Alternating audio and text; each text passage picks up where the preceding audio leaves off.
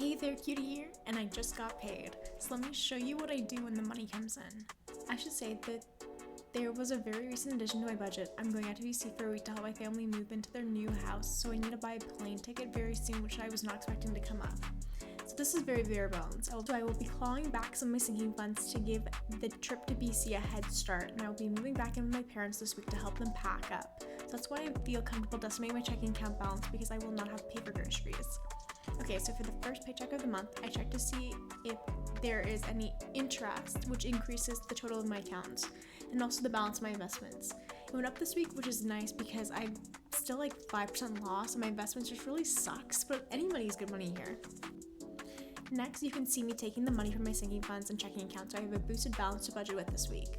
Then I cover my fixed expenses, which are my charitable donations and my rent. Not my rent fund, the actual money I need in my checking account to cover my rent.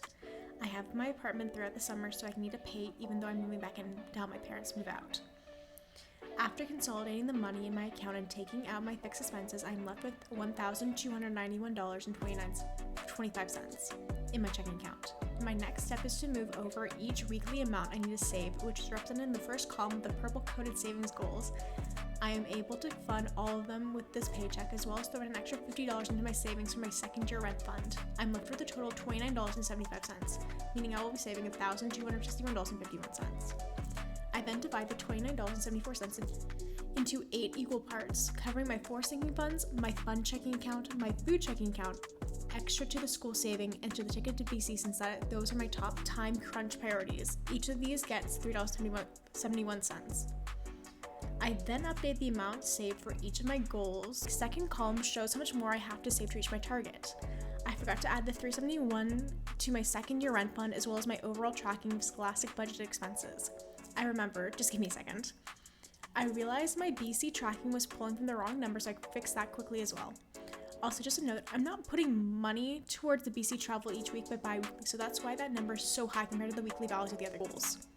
I then subtracted a week from the goal timelines to give me the amount of time I have to save each week for my self-pay next week. I will not be able to cover all the savings goals, but it's so important to decrease the number of weeks out it is. I then updated my tracker and cry, seeing that I will miss my second year run goal by over $6,000 at this point. I'll need to think about extending the deadline to fully fund the second year rent fund. The current deadline is August 1st, which is when my first year rent fund is depleted. Worst case is I keep adding to the fund until I meet my goal, depleting both the target and the amount of funds and my savings each time I pay for my second year rent. Anyways, this is my current budget for my first paycheck of June 2023. Come back to see what I do with my first self-paid paycheck. QT out.